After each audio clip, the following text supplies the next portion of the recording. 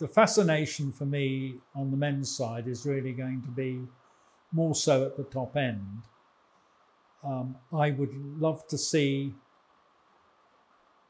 something materialising lower down in the men's as with the women. But if you look at the world rankings, you go down, a hell of a lot of the players are older.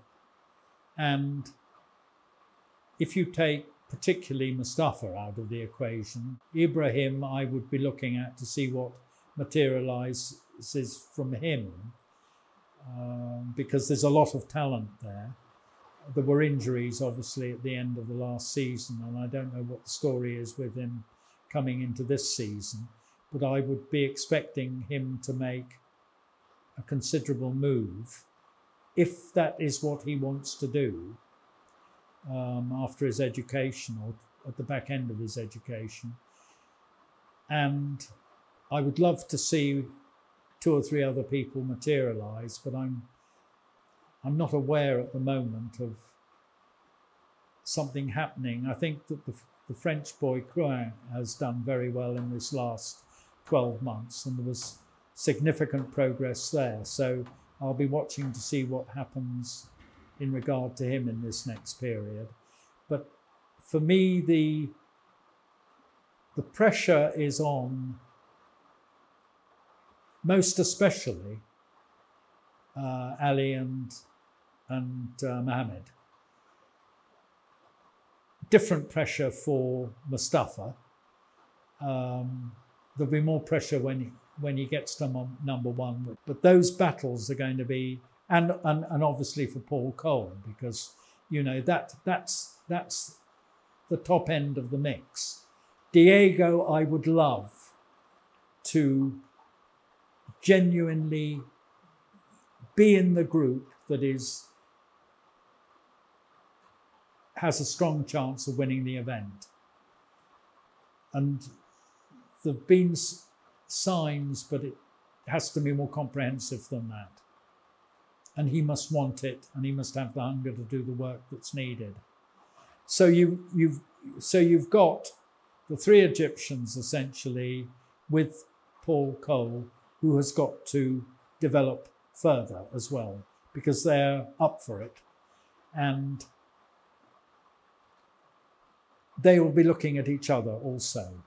So Ali will know that what happened last season, over the 2 seasons, wasn't good enough, and will be doing things accordingly. Mohammed I know about, and he's determined to find his way back. He's determined to win big again.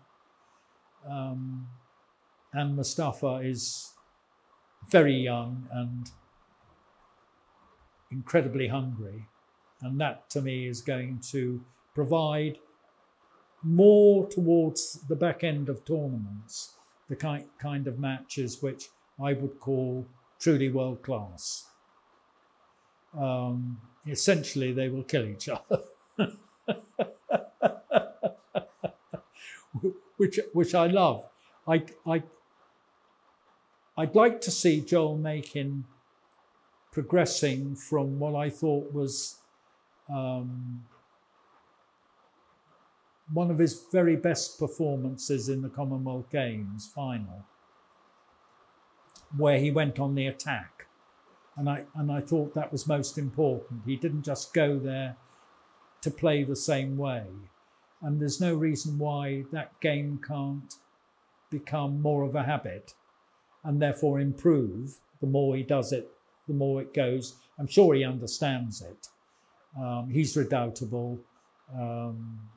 His hunger to be better is self-evident. I read that he would like to move into boxing after playing squash. Understandable, of course. What I'd like to see before I finally depart the planet is something more akin to what I call the most recent golden generation, where there were at least 8 world-class players, all world-class, all capable of winning the World Championship. There were probably 10 world-class players playing at all and one at the same time. And I can take Beechall at the beginning and Willstrop and Matthew. There was still Peter Nicol around. Jonathan Parr was on the end of the line as far as he was concerned. But then you've got Gaultier and Linku from France. You've got then the Egyptians, Shabana, Darwish. Ramir Shaw was one of the greats of all generations. And have I forgotten everybody? Anybody, probably. But you're talking about a lot of brilliant players, totally different to each other. Unbelievable mix. Ferocious stuff at quarter-final level. You don't see quite that now at quarter-final level. It tends to materialise in the semis, and you hope that it's going to be matched on both sides, because what's been evident in the last period is that one player has probably been more affected, much more affected than the other player in the final by the trip through to the final, whereas then there was almost a guarantee that both players would have suffered considerably before reaching the final and then had to produce at that stage. So I'm waiting for that again. It's a good mix. It's a good mix, but on the women's side, it's a great mix.